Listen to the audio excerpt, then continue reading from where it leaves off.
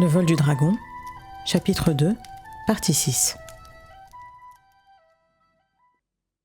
Depuis le Weir et le bassin, bronze et brun, et vert et bleu, les chevaliers dragons de Pern courent dans le vent, loin dans les cieux, vivants, perdus, proches, lointains.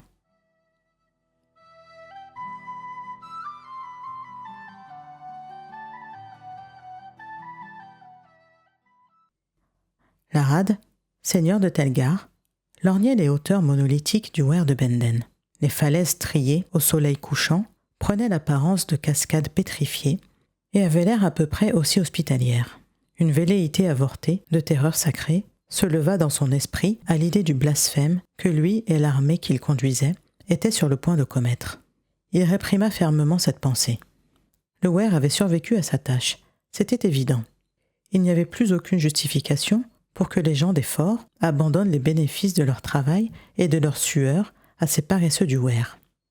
Ils avaient continué à entretenir le Weir, en grande partie par gratitude envers les services passés.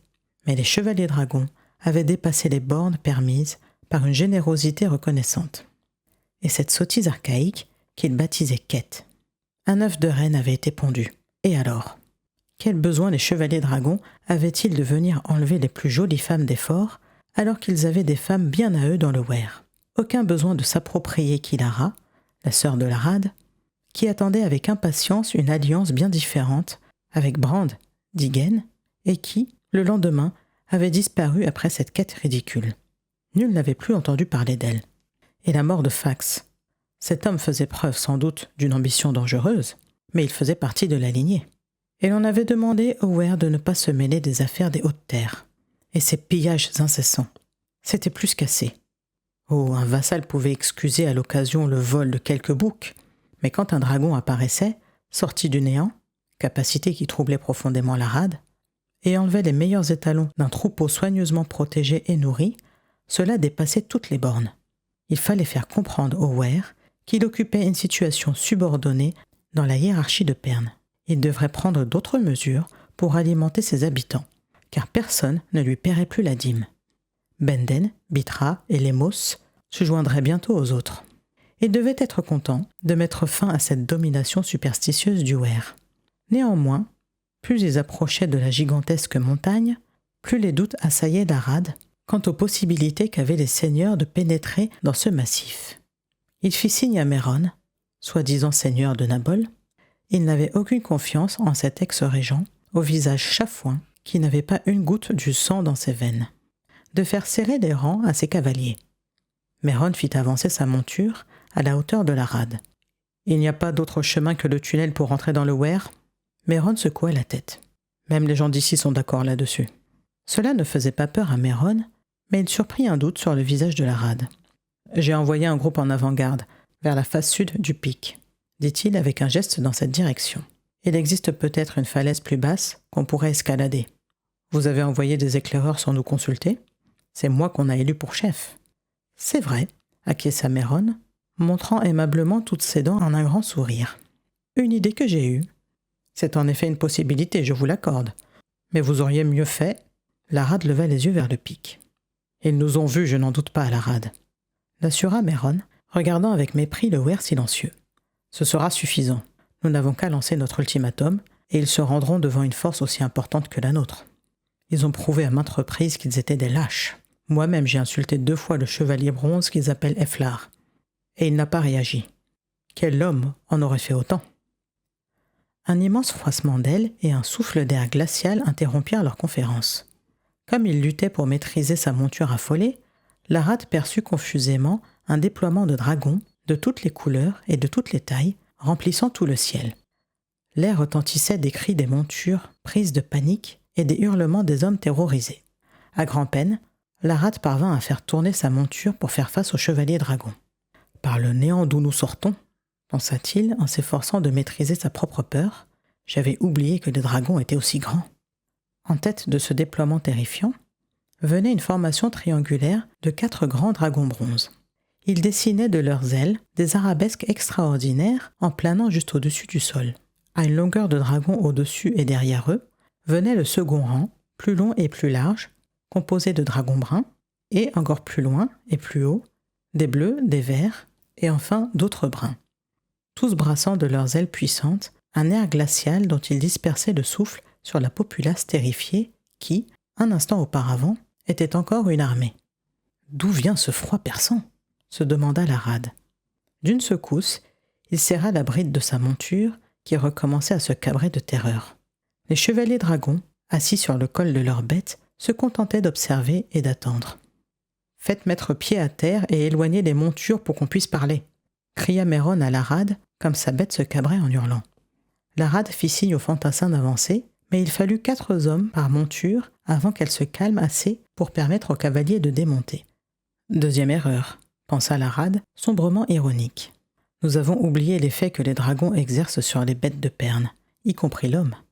Assurant son épée dans son fourreau, tirant ses gants sur ses poignets, il fit un signe de tête aux autres seigneurs et, d'un commun accord, ils avancèrent. Voyant les seigneurs mettre pied à terre, Efflar dit à Mnemet de passer la consigne d'atterrissage aux 3 premiers rangs. En une vague immense, les dragons se posèrent docilement, repliant leurs ailes d'un grand froissement d'air. Mnemet dit à Efflar que les dragons étaient excités et ravis. C'était bien plus amusant que les jeux. Efflar lui répondit sévèrement que ce n'était pas amusant du tout. L'Arad de Telgar, se présenta celui qui marchait en tête, la voix brève, l'attitude militaire et assurée pour un homme relativement jeune. Merron, de Nabol. Efflar reconnut immédiatement le visage basané, aux traits accusés et aux yeux inquiets. Un combattant méchant et agressif. Mnemet transmit à Efflar un message inhabituel du Weir. Efflar hocha imperceptiblement la tête et continua d'écouter les présentations. « On m'a élu porte-parole », commença l'Arad de Telgar. « Les seigneurs des forts sont unanimement d'accord pour reconnaître que le Weir survit à ses fonctions. En conséquence, les exigences du Weir ne sont plus admissibles. Il n'y aura plus, à l'avenir, de quêtes parmi nos forts. Plus de raids sur les troupeaux et les granges, quelque fort que ce soit, par les chevaliers dragons. » Efflar lui accordit une courtoise attention. L'Arad parlait bien et avec concision. Attentivement, il considéra chacun des seigneurs, l'un après l'autre, pour prendre leurs mesures. Les visages sévères exprimaient la conviction et l'indignation vertueuse. En tant que chef du Weir, moi, Efflar, maître de Mnemet, je vous réponds. Votre plainte est entendue. Maintenant, écoutez ce que commande le chef du Weir. Il n'essaya plus d'affecter l'air détaché. Mnemet émit un grondement menaçant, faisant contrepoids à la voix de son maître, dont le son, dur et métallique, claquait à travers le plateau, portant jusqu'à l'armée en débandade. « Faites demi-tour et retournez dans vos forts. Alors, vous irez prélever une dîme juste et équitable dans vos troupeaux et dans vos granges. Et cela sera dans les 3 jours qui suivront votre retour. » « Le chef du Weir ordonne au seigneur de payer la dîme ?» dit Merron de Nabol avec un rire narquois. Efflar fit un signe, et 2 autres escadrilles de dragons apparurent et se mirent à survoler le contingent de Nabol. « Le chef du Weir donne au seigneur l'ordre de payer la dîme », confirma Efflar. « Et jusqu'au moment où les seigneurs auront envoyé leur dîme, nous regrettons d'avoir à garder parmi nous les dames de Nabol, Telgar, le fort, Igen, Kéroun, de même que les dames du fort de Balan, du fort de Gar, du fort... » Il s'arrêta, car il s'élevait un murmure de colère du groupe des seigneurs à l'annoncé de cette liste d'otages. Efflar donna à Mnemet un bref message à transmettre. « Votre bluff ne marchera pas », dit Merron avec mépris, avançant d'un pas, la main sur la garde de son épée. « Des raids sur les troupeaux, c'est croyable, cela s'était vu. Mais les forts étaient sacro-saints. Ils n'oseraient pas. » Efflar demanda à Mnemet de passer le signal, et l'escadrille de Tessoum apparut. Chaque chevalier tenait une dame sur le cou de son dragon. Le groupe de Tessoum restait en vol, mais assez près du sol pour que les seigneurs puissent reconnaître chacune des femmes terrorisées et hystériques. Le visage de Merron se convulsa de surprise et de haine. L'Arad s'avança, arrachant ses yeux à grand-peine de la contemplation de sa dame. C'était une nouvelle épouse, et il l'aimait tendrement. Ce ne lui était qu'une piètre consolation de penser qu'elle ne pleurait ni ne s'évanouissait jamais, car c'était une brave petite femme, calme et courageuse. « Vous avez l'avantage sur nous », admit-il froidement. « Nous allons nous retirer et envoyer la dîme. » Ils allaient faire demi-tour, quand Merron s'avança, le visage convulsé de rage. « Vous vous soumettez lâchement à leurs exigences ? Qu'est-ce qu'un chevalier dragon pour nous commander ? » « Silence !» ordonna l'Arad en saisissant le bras du seigneur de Nabol. Efflar leva le bras en un signal impérieux. Une escadrille de dragons bleus apparut, portant les alpinistes amateurs de Méron, dont certains portaient les marques de la lutte qu'ils venaient de livrer contre la face sud du pic de Benden. Les chevaliers dragons donnent les ordres, et rien n'échappe à leur attention, claironna Efflar d'une voix froide et métallique. Retirez-vous dans vos forts. Vous nous enverrez une juste dîme, parce que si vous ne le faites pas, nous le saurons. Vous commencerez alors à débarrasser vos habitations de toute verdure, sous peine de bombardement à la pierre de feu, aussi bien les fermes que les forts. Mon cher Telgar, prenez bien soin de votre fort extérieur sud. Sa situation est des plus vulnérables. Nettoyez toutes les fosses à pierre de feu sur les lignes de défense. Elles sont complètement engorgées. Il faudra rouvrir les mines et stocker la pierre de feu. La dîme, oui, mais le reste, interrompit Telgar. Efflar leva les bras vers le ciel. Regardez, Seigneur, et regardez bien. L'étoile rouge scintille de jour aussi bien que de nuit. Les montagnes au-delà d'Ista fument et crachent des flammes. Les mers se gonflent en marées monstrueuses et inondent les côtes. Avez-vous donc tous oublié les sagas et les ballades? Comment avez-vous oublié les capacités des dragons? Pouvez-vous négliger ces présages qui annoncent toujours l'arrivée des fils? Méron n'y croirait jamais avant de voir les fils d'argent sillonner le ciel. Mais la rade et la plupart des autres comprenaient maintenant. Efflar le sentait. Et la reine, continua-t-il, a fait son premier vol nuptial dans la 2e année de son âge. Elle a volé haut et loin. Toutes les têtes se levèrent vivement vers le ciel, les yeux dilatés. Méron, lui aussi, avait l'air stupéfait. Derrière lui, Ergul émit une sorte de râle. Pourtant, Efflar n'osait pas lever les yeux, craignant un subterfuge. Soudain, à la limite de son champ visuel, il perçut un scintillement doré dans le ciel. « Mnemet !» pensa-t-il, rageur. Mais Mnemet se contenta d'émettre un grondement de joie. Juste à ce moment, la reine vira et arriva en pleine vue. C'était un brillant et glorieux spectacle, admit Efflar à contre-cœur. Vêtue d'une tunique blanche qui flottait au vent, l'Essa était bien visible sur le long cou doré. Ramoth planait avec indolence, et l'envergure de ses ailes déployées dépassait même celle de Mnemet. Et bien entendu, nos plus grandes dames du Weir, Moretta, Tauren, pour n'en citer que 2, sont toutes venues du fort de Roita. Comme aujourd'hui, l'Essa de Perne. Roita. Méron prononça ce nom d'une voix rauque, puis serra les dents, maussade, le visage livide.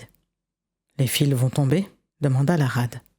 Efflar hocha lentement la tête. « Votre harpiste peut recommencer à vous enseigner les signes. Mais bon seigneur, nous exigeons la dîme.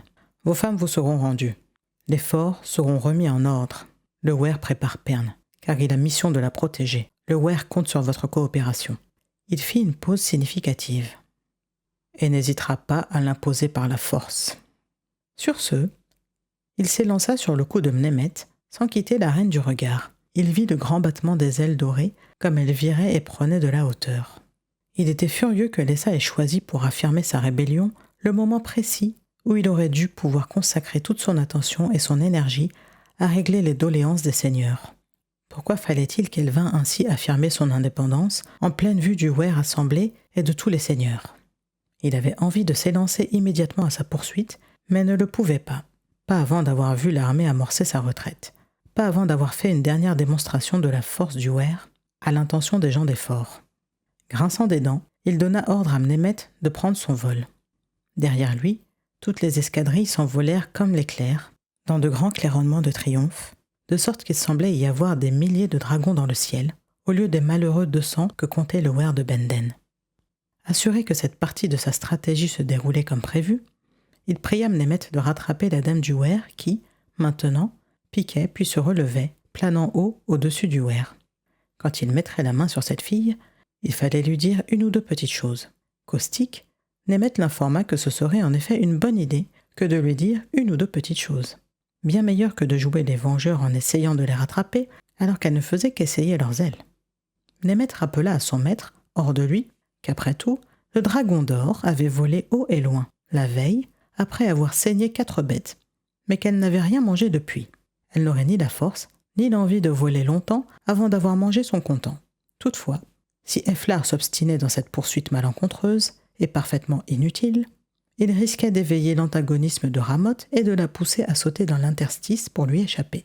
La seule idée de voir ces deux novices pénétrant dans l'interstice refroidit instantanément la colère de Efflar.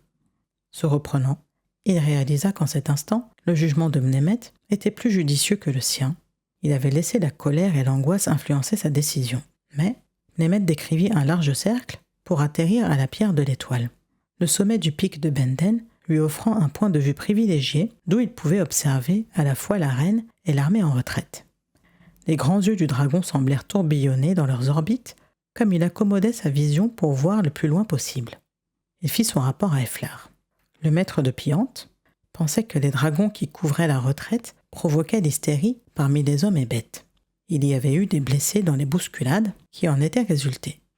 Immédiatement, Efflar ordonna à Kenneth de continuer à les surveiller en haute altitude jusqu'à ce que l'armée ait établi son camp pour la nuit. Toutefois, il ne devait pas relâcher la surveillance du contingent de Nabol. Alors même que Mnemet continuait à transmettre ce message, Efflar réalisa qu'il avait déjà classé l'incident. Toute son attention était braquée sur le couple qui volait haut dans le ciel. « Vous feriez bien de lui apprendre à voler dans l'interstice », remarqua Mnemet, l'un de ses grands yeux brillants, juste au-dessus de l'épaule de Efflar. Elle a l'esprit assez vif pour essayer d'apprendre toute seule. Et alors, qu'est-ce qu'on ferait ? Efflar allait vertement répondre, mais sa réplique mourut sur ses lèvres, comme il les regardait, souffle coupé. Soudain, Ramoth replia ses ailes, traits dorés plongeant du haut du ciel. Sans effort, elle freina sa chute au point critique et d'un coup d'aile reprit de l'altitude.